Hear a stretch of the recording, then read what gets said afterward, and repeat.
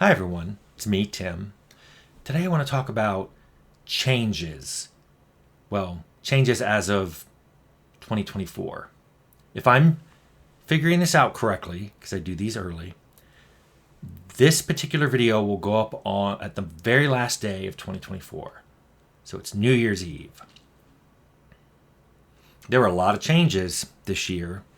Political ones, social ones, cultural ones. A lot of people want these changes to stop. They want things to go back to how they were. Growing up, I was used to hearing this from older people. Now I'm hearing it from younger people. They're like, well, I liked how things were. They should be like that. Or this is how things should be right now, today, right now. And put a pin in it and stop it. And I see this a lot in gamers. They've gone through the phase when they were younger where they played a lot of games and a bunch of different genres and they found out what they liked, and then they want more of it. And they don't want any of the things they like about those games to change. No, they want more. They want differences in their new game. They want new areas, new characters, a new storyline. But they want it to be within reason. Their reason. And they want their games to be like the games they always played and liked. And they want more of those games, and they don't want any of the new games that have any new sensibilities that they don't like. And often this is argued around canon. So we'll have to talk about canon for a second. Canon is the thing that defines an IP. That is an objective definition, but deciding what actually decides an IP, what is an important part of an IP and what's something you could tweak, can be subjective. I have seen adaptations made this year. By adaptations, I mean they took a book or game and they made it into a TV show or a movie or something. And I've seen adaptations where the person making it claimed there is no canon, that everything's adjustable. I find that claim to be utterly ridiculous. I believe there are things that are canon for any particular IP you mention. I can start mentioning changing some things, and I bet you there's more than one person going, you can't change that. I've watched a lot of shows and movies that change what I consider to be canon. And then I've watched other shows and movies that didn't change anything I considered to be canon, but I saw a lot of people online saying that they did. Which again just tells me what canon is subjective. But I believe the fact that there is canon is objective. But one thing I want to mention is the quality of this show doesn't depend on how close it follows the canon. I've watched at least one show where I was upset at how much it deviated from the canon that I remembered from the source material. It was a good show. Quality show, well acted, well written.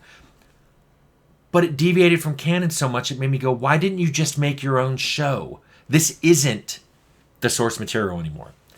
Then I've seen another show which deviated from the canon, and I just went, yeah, it's not even a good show. And it's also not representative of its source material, which made me think staying canon is independent of quality. And I have an example of that from my own games. I made Temple of Elemental Evil to be very, very close to canon. It was near and dear to my heart. I had played it in high school, loved that module. When I got an opportunity to make it into a computer game, I wanted to stay as close to canon as possible. The problem is, Gary Gygax, when he wrote it, didn't give a lot of personal stories, especially like in the starting village or in the temple itself. But there were a lot of places where a GM, a human GM, could leap into them and invent storylines for the player to follow. I should have done that. I should have expanded the stories in areas like Hamlet or Nulb or the temple itself, weaving in and out of the main storyline. Some of them could be completely side quests that just flesh out the character involved more, and some of them could have reconnected back to the main storyline of the temple coming back into power. And that is what I want to talk about. As long as those stories respected the base canon of the module, which which I saw as there was an evil temple which was about to break free of its confines and rampage again and take over the countryside and potentially, threaten the whole kingdom. That, along with, and I believe it's canon, not just in the Greyhawk campaign, but in D&D itself, I think good and evil being distinct things and not gray areas. I think that is woven into the very fabric of D&D. You could argue whether it's woven into 5th edition, but it was certainly part of original, basic, and advanced Dungeons and Dragons. That good was good and evil was evil. And these were distinctive, defined things. I mean, you can't argue with the fact that there were outer planes that you went to based on your alignment. Alignment was baked into the game. How you played the game, you had to have an alignment. There were things magic that affected alignment. There were items that affected alignment. And where you went when you died was based on your alignment. So I see these things as part of canon. It would be hard to remove that and still point to it and go, yeah, we made a canon-based game. Now, I think there are dangers with canon involved in games and shows and movies that make too many changes to canon. And I don't mean necessarily numerically too many changes. I mean fundamental changes that are too far away from the baseline. Because some adaptations do tinker with it. And I've talked about how, a book can do things a movie can't and vice versa. So you do have to make changes to an IP when you adapt it. But I'm talking about changes that are so fundamental that the new thing that you're making is no longer an adaptation. It's its own new thing that only really seems to share a title and maybe parts of a setting. One example I always thought of is, what if someone was going to do a movie about my life? Someone was going to do a biography of Tim Kaine. Now, immediately the problem they'd run into is, how would they find an actor handsome enough to play me? I know that's what you were all thinking. You don't have to leave a comment about it. I know that's what you were thinking. My mom says so. But let's talk about something else. Would they include my love of chocolate in this movie?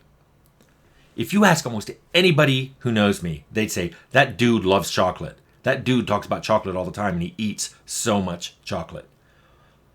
If they were to change that, the first question I would have is, why did you change it?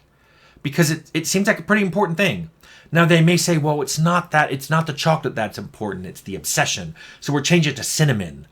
Or maybe we're changing it to a totally different non-food thing. Like maybe in our movie, Tim Kaine has a love of hang gliding, and everything he does, he talks about hang gliding, and he takes coworkers on hang gliding trips, and he's always doing hang gliding in different places. It would still make me go, but why are you making that change? It's very fundamental. Was the chocolate hard to show? Did it not? Is what you could write in a book about my love of chocolate be hard to show in a TV show or a movie visually? Because hang gliding can be made really beautiful, but showing the actor playing me sitting there very handsomely eating chocolate is probably not as exciting a scene. So I would want to know an answer to that. Why did you make that change? And I think that's what you can hold people to when they make changes to things. Why are you changing that? Is it better? Who benefits from you making that change? And it better not just be that you wanted to put your own spin on it, that you wanted to, I'm the showrunner and I decided this would be better than what the author wrote. So, sitting here on New Year's Eve, well, it's New Year's Eve for you, thinking about changes, I just want you to know there's a whole bunch of different kinds of changes out there that can be made. Some are good, some are bad. Like when I talked about bad games, and I say games are bad, I mean they're bad for me. So, changes will always be made, and people are always going to argue whether they're good or bad. Because they're really thinking whether they're good or bad for them. This will always happen. You can't put a pin in it. You can't stop changes from happening. They're going to happen. All you can do is decide for yourself, is this a good change for me? Do I like it or not? Kind of a weird topic to end the year on, but here we are. Happy New Year.